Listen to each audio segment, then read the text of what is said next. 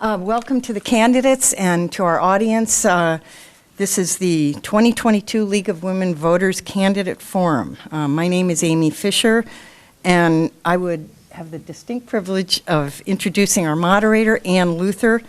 Ann currently serves as the treasurer of the League of Women Voters of Maine and Maine Citizens for Clean Elections. She served as president of the League from 2003 to 2007 and as co-president from 2007 through 2009. In her work for the League, Ann has worked for greater public understanding of public policy issues and for the League's priority issues in clean elections and campaign finance reform, voting rights, ethics in government, ranked choice voting, and repeal of term limits. Ann is active in the Down East chapter of the League and hosts their monthly radio show, The Democracy Forum, and I recommend listening to it. She has wonderful groups on. It's on ERU Community Radio. Welcome, Ann, and thank you for being here.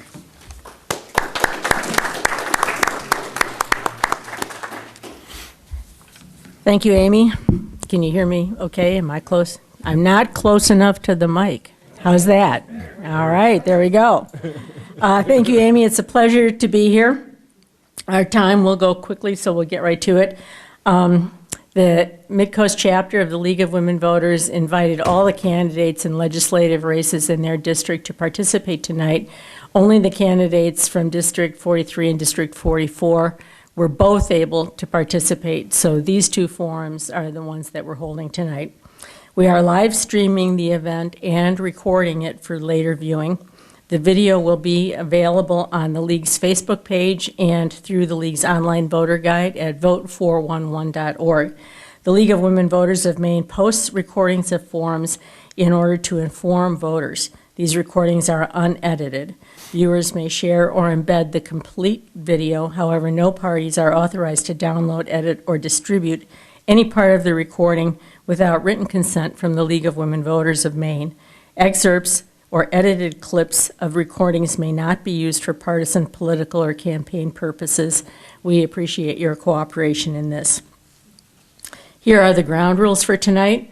All participants will use neutral language to describe people and issues and refrain from personal attacks. Candidates will observe the time limits. The moderator, me, poses the questions. The moderator may interrupt candidates who go over the time limits, although we're generous in letting you finish the sentence. Each candidate will have 3 minutes to make an opening statement. We have timekeepers here who will hold up signs when you have 1 minute left, when you have 30 seconds left, and when you are to absolutely stop. The candidates have drawn lots for the order in which they speak. After their opening statements, the candidates will take turns answering first. The first 3 questions have been prepared by the League of Women Voters and shared in advance. After that, responses are limited to 2 minutes. Responses are limited to 2 minutes on those questions. Audience questions will come after that. They can be submitted on 3x5 cards. We have some already, and there is a volunteer at the back. Lily will pick up your 3x5 card if you hold it up in the air. We are only taking questions, I believe, from the in-person audience tonight. Questions can be consolidated or merged by volunteers to be posed by the moderator, so you may find the wording slightly changed if we do combine them that way. A question may be posed to a single candidate, but the other candidate is given an opportunity to comment or respond. For these audience questions, there are 2-minute responses. Finally, each candidate will be given 2 minutes to make a closing statement. Again, they have drawn lots separately for the order in which they make their closing statements. So with that, I think we're ready to begin. Let me introduce the candidates in sort of alphabetical order. Representative Bill Pluecker is a 2-term incumbent representing his district as an independent in the Maine State House of Representatives. He's the co-owner and farmer at Hatchet Cove Farm in Warren. Bill has been the president and a board trustee of the First Universalist Church in Rockland. He's also been a member of the Public Policy Committee of Maine Organic Farmers and Growers Association. He has 2 children, Elias, 16, and Cecilia, 13. In the legislature, he has served on the Conservation, and Forestry Committee, as well as the Criminal Justice and Public Safety Committee. Crystal Robinson is a Republican candidate for House District 44. She is married to her best friend of 30 years, Christopher Robinson. They have 2 children and 2 grandchildren. Her first job was raking blueberries. By the time she was 12, she was a waitress at her grandmother's restaurant. Help me with the pronunciation. Ifemes Diner in Thomaston. After college, Crystal worked for Procter & Gamble in Switzerland. Returning to Maine, she taught French in Rockland while her husband Chris joined Crystal's family business, Daggett Builders, Inc. When her mother retired, Crystal also joined the business as office manager. Crystal has been active in her community, has volunteered as an EMT, co-sponsored land trust projects, and served on the school board and the Board of Assessors. So welcome to both of you, and thank you for coming tonight. I think Bill drew the straw to go first with opening remarks, yep. So go ahead, Bill. Yeah, thank you so much to the League of Women Voters for having me here. Thank you to everybody here for taking the time to come out tonight. As we know, this is what makes democracy happening, is speaking to each other and talking to each other and really getting a feel for what's going on. Thank you so much to Ms. Robinson for being here and taking the time, because as you heard, some folks didn't. I'm a farmer. I've been a farmer for going on 18 years now in Warren. As a small business owner, I understand the impact of rising costs, the impact of struggling to keep your family going and taking care of your family, while at the same time making a living with your own 2 hands. And this is a problem, or this is a challenge that many of us face here in the Mid-Coast, people in my district face, and I know that experience, and I'm proud to serve and represent them from the point of view of that experience. I'm also a father, and I just want to give a shout out to Kelvy, who is living with us now. So we have 3 kids at the house, and I know how important it is for us as parents, as families, to care for those children, as communities to care for our kids, and fundamentally in the schools, because the parents are the backbones of making sure those schools are working. And then also, I've been a legislator. As was mentioned, I've been on both the ACF committee, Agriculture, Conservation, and Forestry Committee, with my background in agriculture there. It's been an amazing experience to be there, defending the agriculture industry, working for small farmers of all sorts. We've made amazing strides through the years, but there's still work to be done. And then I've also been on the Criminal Justice and Public Safety Committee, where I've been working to support and defend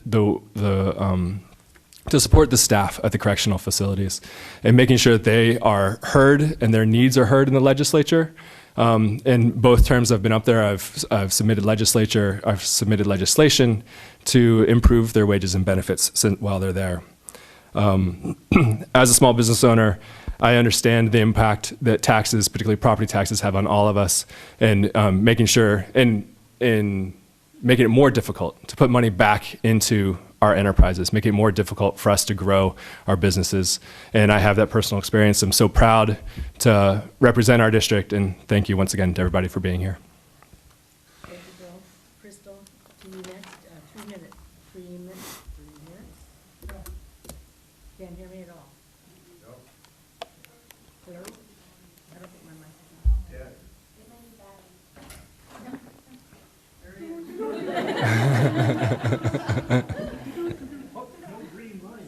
Little red light flashing there. Oh, did you want me to get started? Is that what he said? Yeah. Oh, okay. Hi, thank you, everyone. So the solutions I will propose tonight derive mostly from the lessons I learned in my youth. I was very blessed to have had the family and the life I had growing up. I want the same for my grandchildren and yours. Like most people in my generation, I grew up as a free-range child in Maine, surrounded by nature, family, and community. It's community, the comfort that comes from knowing people's life stories, and the grounding in nature that gives children a solid foundation and the inner strength to tackle life's challenges. I discovered the importance of the environment while playing outside and roaming the countryside. I learned about the economy by watching how well my parents managed money and how successful they became, even though they were teenagers when I was born and dropped out of high school to raise me and my brothers. My mother's father migrated to the U.S. from Sweden. He worked, saved, and eventually bought a lovely farm in Tennant's Harbor for his family. I always thought of him as well off, even though he didn't have what we consider essential today, like indoor plumbing. I learned a different economy lesson from my mother-in-law. She grew up in the shadows of Hitler's retreat. I learned from her that you can do everything right, but government can sweep it away in an instant. Her family was prosperous, but Hitler's army took it all. She told me to acquire knowledge and foster community ties, because that is what it takes to survive. And if we don't heed her lessons, we will be forced to relive them here today. Health, both physical and emotional, starts at the kitchen table with a family. Families used to live off of one salary. It can still be done today. Our daughter and her husband are making the sacrifice for their children.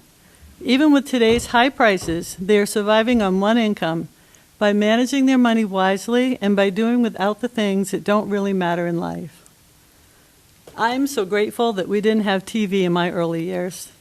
My father's father, who lived to 102, warned me that TV was destroying our community. I could see that too, and it applies even more to the social media of today. Media brings a distorted view of the world into our living rooms. Advertisers convince us that we need their products to be happy. If all children were kept away from technology until they were mature enough to use it without it using them, half of the problems in our society would go away. This may meet with disapproval by promoters of technology-based early education, but one only has to consider the poor educational ratings in Maine to suggest that I am not an outlier in seeing this. We can give the next generation what I had, but only if we remember the values that allowed us to thrive. We cannot buy into the false promises of government handouts. I will bring us back to the basics. Give people the freedom to focus on the most important things in life. A government that lets people be healthier. Oops, okay. All right. Thumbs up. Good job. Okay. We're now going to go to the, can you hear me now? Yes, okay. We're going to go to the three prepared questions that the candidates received in advance. They have graciously allowed us to come back to 2-minute responses, so we'll alternate going to Crystal first. What are the impacts of changing climate in your district, and how can they be addressed by the legislature? Okay. Climate change, that word doesn't really mean a whole lot, and it causes anxiety. It's like saying the sky is falling and there's really nothing we can do about it. I feel sorry for our children having to live under that cloud. I prefer to use specific terms to address specific issues. For example, if we all wore clothing from natural materials and we didn't wear polyester, then we'd have less microplastics in our society, in our water. And that's something that people can deal with because they have a specific thing. But if we want to talk about climate change, we can talk about winter. Winter's a climate change. And winter is coming, and people are really going to be hurting. The measures that federal government has taken and the lack of foresight in our state government are going to cause people to freeze in their homes. There are going to be food shortages. Our president has warned us about this. The cost of wood has doubled. The cost of electricity has tripled in the last 3 years, at least in my bill. State government should focus on our energy infrastructure. We should look at it in a non-biased, unpartisan way and lay all the options out on the table. Invite participation from all sides and publish the results on maine.gov for all to see. And then try to get a large majority to pass something that makes sense long-term for our state. Thank you, Crystal. Same question now to you. Bill, first name's okay, I hope. It's fine with me. Thank you. What are the impacts of changing climate in your district, and how can they be addressed by the legislature? Yeah, I think the impacts of changing climate are big and dramatic. What we're seeing on our farm is the need for increasing irrigation. We've had to shrink our acreage from 6 acres down to 1 or 2 because we just don't have the irrigation water to make up for it. For the first 15 years of farming, we never irrigated. The rain came from the sky. We also have a dug well on the farm. It's now gone dry the last 2 years. For the first 16 years, it never went dry. So this is having an impact on all of us, fundamentally. I've also seen the impact, all of us are seeing the increase in ticks. We're seeing the increase in brown-tailed moth. This is because some of our winters are less severe. It's not knocking it back. It makes it harder on the farmers. Things that we depended on with a certain amount of resistance to some of these pests, we can't depend on the same ways we once were. Our waters off the coast are warming faster than almost anywhere else in the ocean, and the lobster are migrating, and it's making it more difficult on all of us. So these are real impacts from climate change that we're feeling here locally that have real economic impact on us. And we have been working to make these changes in the State House. Progress has been made, but we got to keep working on it. And I just want to mention PFAS, perfluoroalkyl substances, which is a contaminant in our fish, our deer, our water, our land, that I've made big moves to make sure that we stop that contamination and start protecting our farmers and our land and food supply and children. Thank you. All right, good. We'll go to the second question to Bill first. What are the major economic problems in your district, and how do you propose addressing them locally and in the legislature? Thank you. Yeah, and I referenced some of this in my opening, but as a business owner for the last 20 years, the impact of inflation on running our business is dramatic. The cost of fuel is going up, the cost of amendments and fertilizer is going up, and this makes it harder on all of us. When we see food costs increasing across our district, when we see fuel, when we see the cost of getting anywhere increasing, we live in a rural district, we choose to live in a rural district, we want to live in a rural area, but it's making it harder on all of us. And so as a legislature, we need to work as hard as we can to rein in that inflation. And the number one way we can do that is looking at property taxes, right? We've all seen our property taxes go up and up and up. And that's a place where we have direct impact as a state legislature. And particularly this has fallen down hard on our long-term homeowners. People have been in their homes for 20 or 30 years. They're now at retirement age. They never expected to be spending 10, 15 times what they originally spent in property taxes when they bought the place. And so we need to protect those long-term property owners in that way. And we've made big strides in the state legislature since I've been there. We've fully funding education at 55%. As we know, most of our property taxes go to funding the schools, and that burden belongs on the state, not on our municipalities and our property taxpayers. We've also fully funded municipal revenue sharing, making sure that the municipalities get their full share of sales tax revenue that should not stay with the state. It needs to be coming back to the towns, so that also that relieves pressure on the property taxpayers. And then it goes on, but housing. We have people moving here to the state because of climate change, because of the pressures of the pandemic. They want to live here because we have a better way of life, and that's putting pressure on our housing infrastructure. It's causing all of the value of our homes to go up, which increases the assessments, which increases the property taxes once again. So we need to make sure that there's a stable housing infrastructure for all. Thank you. Thank you. To you, Crystal, what are the major economic problems in your district, and how do you propose addressing them locally and in the legislature? Okay. Well, the Maine Chamber of Commerce rated my opponent a 15.5 out of 100. That puts him in the bottom 15% of legislators who support the Maine economy. So I have a lifetime of working in business, both large and small, and was involved in almost every aspect: employee law, safety programs, contract law, and I've met multiple times with legislature. Inflation, it's a major problem, and a lot of it's caused by the federal government, but it also is caused by state policies. And for example, when the state locked us down, they didn't come to us and say, oh, businesses, what can you do? What are your good ideas? Because I'm sure they had plenty.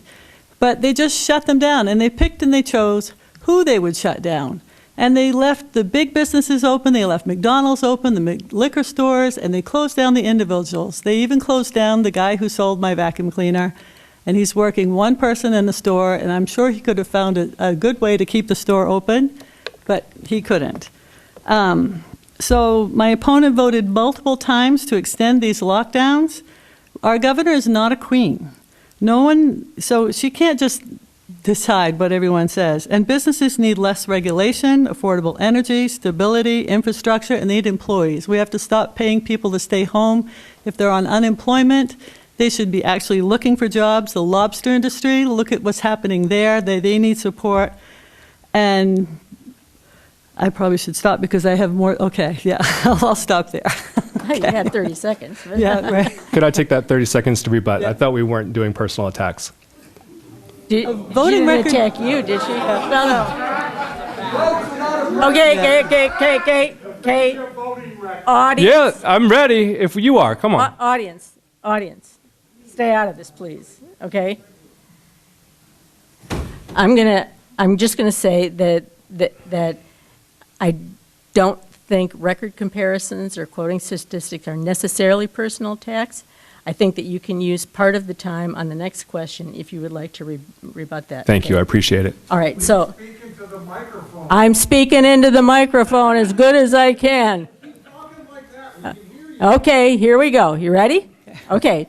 So we're on to the third question, which goes to Ann first. But remember that thought. Hold that thought. Okay. Oh, Ann, Crystal, sorry. I'm back on the other debate. Yeah. Crystal, what are the challenges for health care in your district, including mental and behavioral health, and how should the legislature address them? Okay, so as I said before in my opening statement, healthcare starts at the kitchen table with family, and that's both emotional and physical health. And my doctor told me once that 80% of our healthcare problems are due to choices. But with all the craziness in the world, people are driven to find some kind of relief, whether it's drug use or suicides. And I find that really sad. If there's one thing I would fix, though, it's main care. Main care needs improvement. Working people are frustrated, especially if they're on that line between main care and other care. They're constantly going back and forth. They spend a lot of time on the phone. They don't get any answers. They get conflicting answers. If they get their dental insurance, but no dentist will take them because it doesn't pay enough. And they have no skin in the game, so sometimes the dentists are saying that they don't show up, so the dentists don't want to take them. And so that's another issue. And 1 in 4 babies are born addicted. That's something that we really need to work on. We need treatment centers, and we need to involve community. It can't just be government taking care of this. And nurses are telling me that people are dropping off their elderly relatives at hospitals because they have no place to go. And these people are staying in these hospitals for up to 2 years. So we need something, but not just long-term care, maybe something creative where the people can stay at home with their families. And then another thing, patient privacy is critical. My opponent voted against an act to protect the privacy of an individual's medical data, particularly for vaccines. And I think we should, it's our data. The government, federal government should stay out of it. And doctors and patients should be making healthcare decisions, not politicians. All right. To you, Bill, what are the challenges for health care in your district, including mental and behavioral health, and how should the legislature address them? Thank you. I think we'll address some of those other issues in my closing. Fundamentally, healthcare is about affordability and access. And we live in a rural area where where getting to the doctor is increasingly more and more difficult for multiple reasons. We have, there's a lack of staff, there's a lack of actual providers who can come up to us and offer us the care, or we can go to and ask for the care that we fundamentally need. We have people in my own family who need therapy, need to be looking for help, and we've struggled to find the providers that we need. In my own family, we pay, even though I'm a state employee, we're paying $8,500 a year for our family of 4 for health insurance. It's almost 2/3 of my salary from the State House. This is not something that's sustainable for our communities. My parents are regularly driving to Bath or Portland, a 3-hour round trip. They're elderly. Luckily, they can make that trip. They have each other to support each other to make that drive. But they shouldn't be forced to go. And what about folks who don't have access to that kind of to the cars? We've seen increasing increase. Since the pandemic, the youth need more and more mental health care, behavioral health care. We don't have those kinds of resources in our community. We need to and they're turning to drugs and crime. If we want to avoid those impacts, we need to have the mental health care infrastructure that they need to support them to get out of those habits. We also need to make sure that we're supporting the people who are staying at home to care for their loved ones.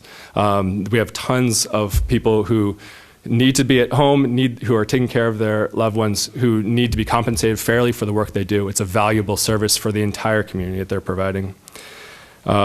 This morning I was substituting in the schools, and I've just seen the increase in need from all of our children. And we need to be there for them, and especially by building healthcare infrastructure. Thank you so much. All right, thanks. We'll now go to the audience questions. These will be 2-minute responses again. And continuing with the alternating first and second, Bill will go first. Do you trust Maine's system for election results? And if not, why not? Yes, I do. It's our local communities. It is the people, our neighbors, who are running our electoral systems. It's our clerks in our town halls.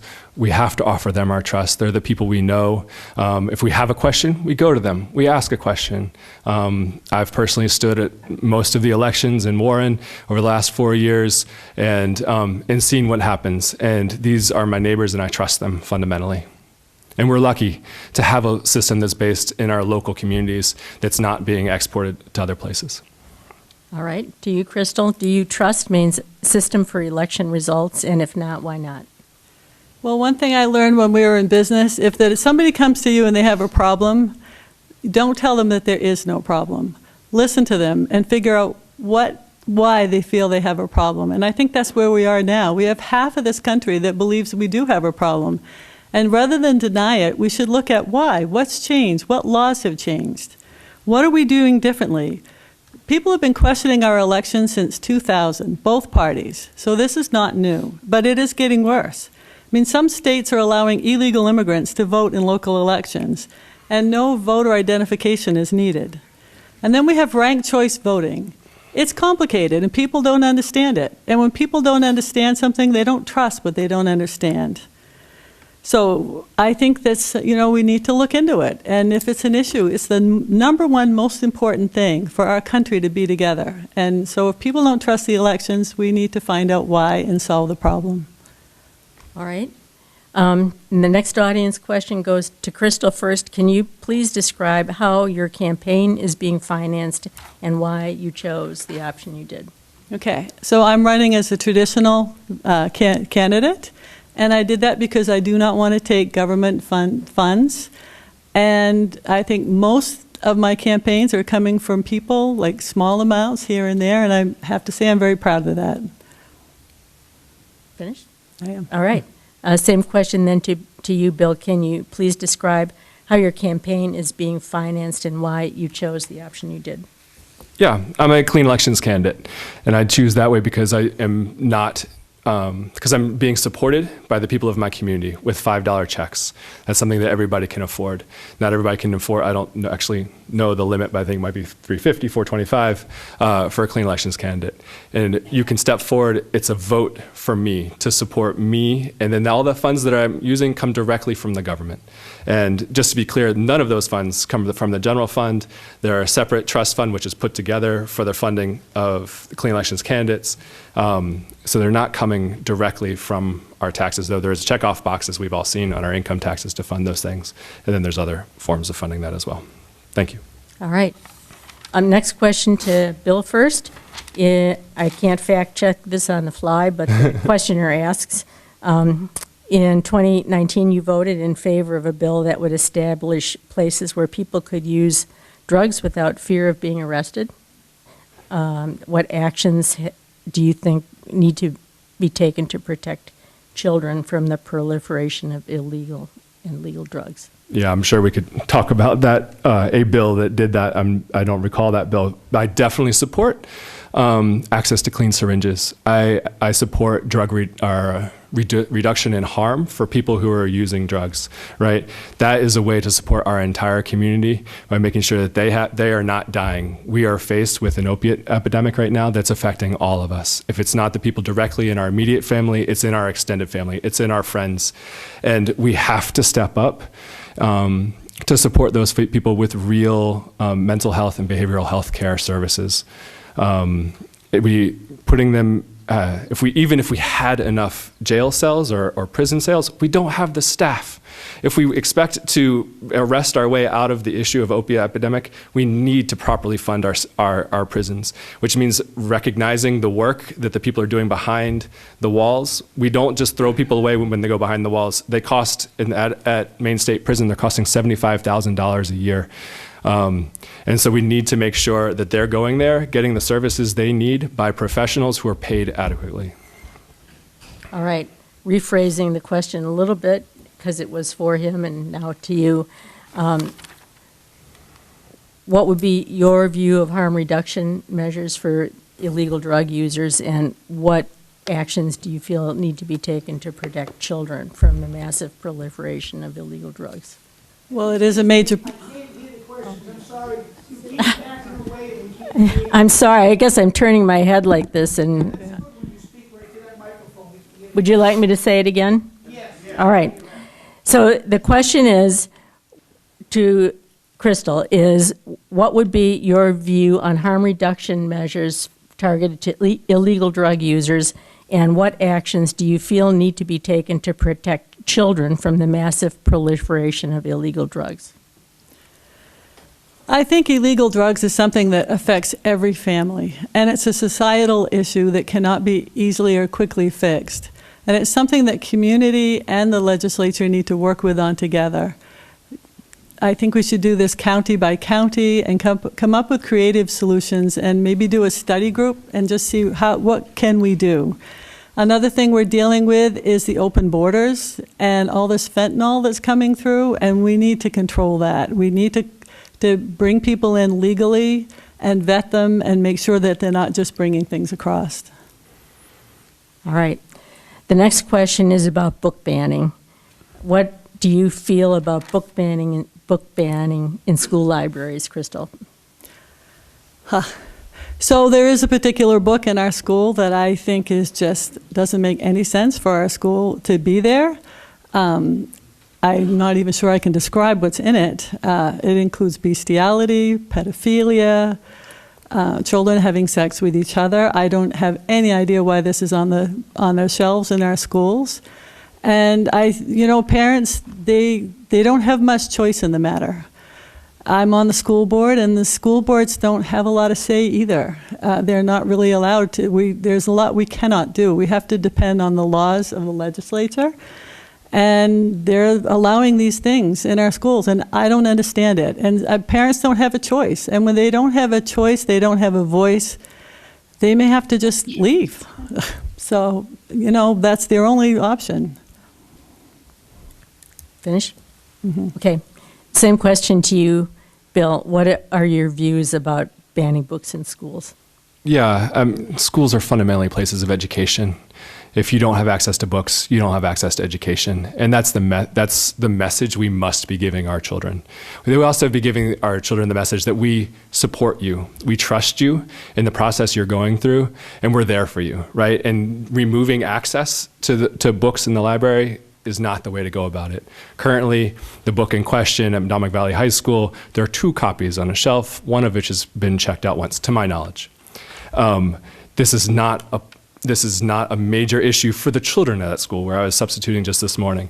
This has become a major issue for people who are trying to build a momentum before the election. And I fundamentally believe that I am there to support my children in whatever they need.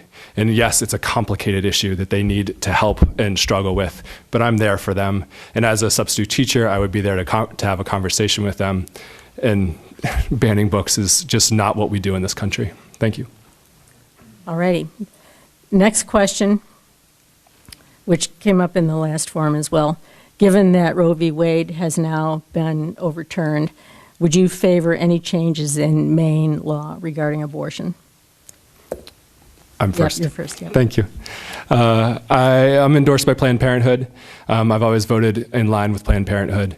We are not looking, to my knowledge, to change any laws in the Maine books at this point, and I would certainly support maintaining the way they are and oppose any attempt to make any changes. Now to you, Crystal, same question. Now that Roe has been overturned, would you support any changes in Maine law regarding abortion? Yes, the Constitution supports life, and I support life. What I would not support is forcing insurance companies, like my opponent did, to fund abortions. I would not support taxpayer funding of abortions. I would not support doing what we're doing in 7 states in this country, which is allowing abortions up until the day that the child is born. Maine restricts abortion in the 3rd trimester when the baby is viable. And we may not agree about when life begins, but one thing we can agree on is that we probably want less abortion. When it was legalized, it was promised that it would be rare. And I think the one thing I would like to focus on is to support women, give them what they need to help them. And rather than change the law as it is right now, focus on life and focus on helping people make better choices and take care of the children that they have. All right. Next question to you first, Crystal. Do you support offshore wind? If so, how far offshore? Well, I have a lot of questions about offshore wind. There's all the oil that's being used in them to pump, and that just ends up in our oceans. There's the sound and the sonar, and if we're worried about the whales, I'm concerned about that. I'm not closed-minded toward it, but I think it needs more study. All And right. I don't support what they're doing to the lobstermen either. Okay. To you, Bill, do you support offshore wind, and if so, how far offshore? Yeah, I fundamentally support our lobster harvesters, and when those communities come to me and tell me what I should support and what I shouldn't support when it comes to offshore wind, I will follow their lead. They are the educated ones who understand what's happening out in the water, and I can tell them how to grow crops, but otherwise we're good. Okay. All right, this question was introduced to the last forum, but has been brought forward again this time, and it's to you first, Bill. What is your position on gender-affirming procedures that may be irreversible therapies for minors? Yeah, I support our children. As I said, I have 3 children who live in my home. Everything I do in my day is to support them and the work they do, or the work they do, the study they do, the living they do, the playing they do. I support that in them. If there are children who go to a doctor and the doctor says they need this, I support those children. That's who I am as a person. That's who I am as a teacher. That's who I am when I go to the legislature. And that just doesn't change. That's a bedrock for me.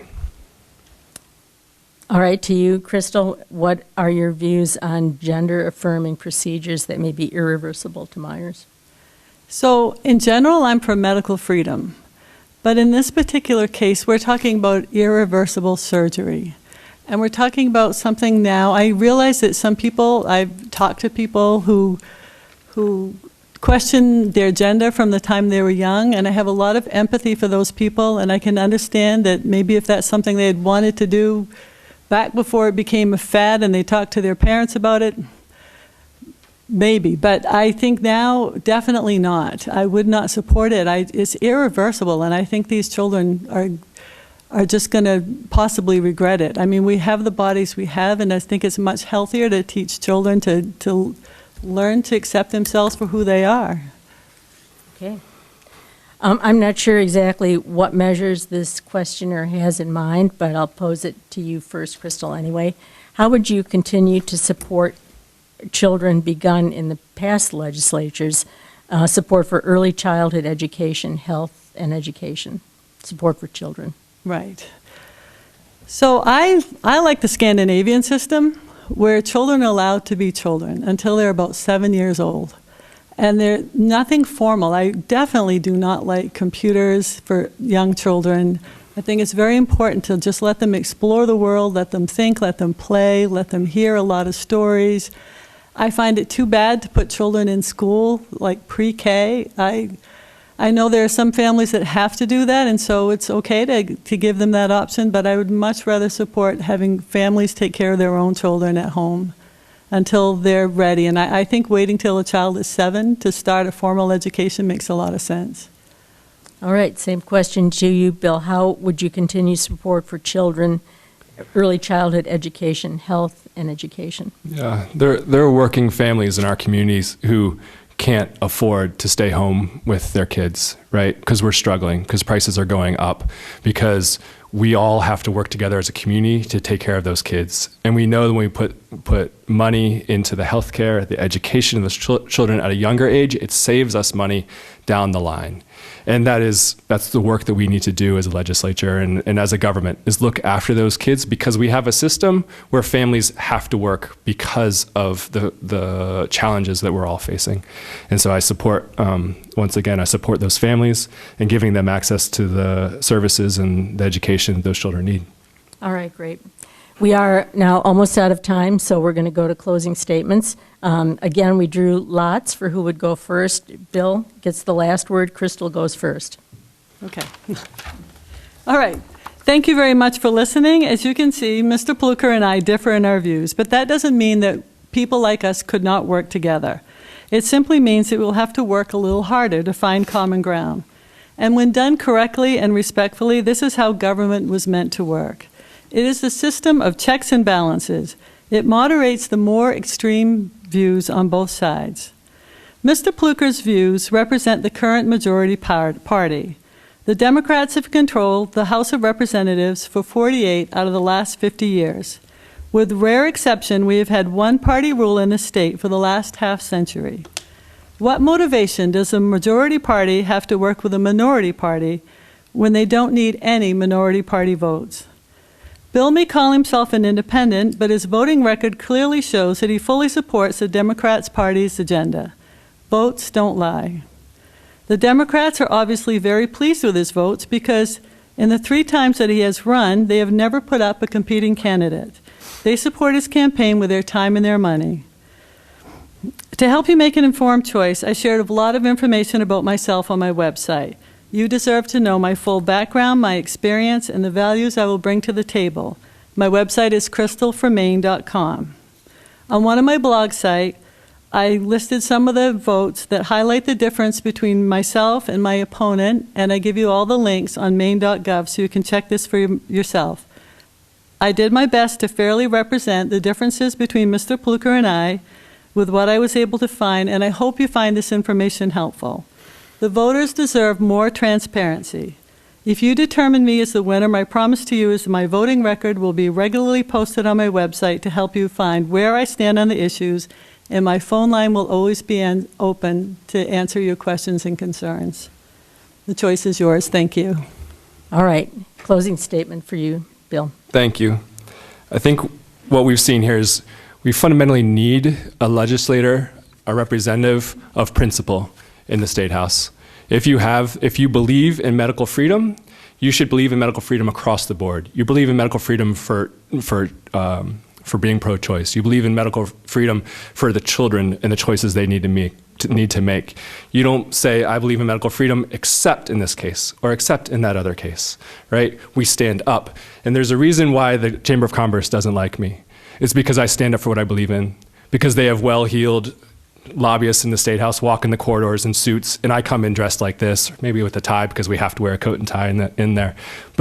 And I fight them. I work against them. I'm not bought by them. And so they don't put out numbers that support the work that I do. And they play a partisan game. Fundamentally, they play a partisan game. And that's not what I'm there to do.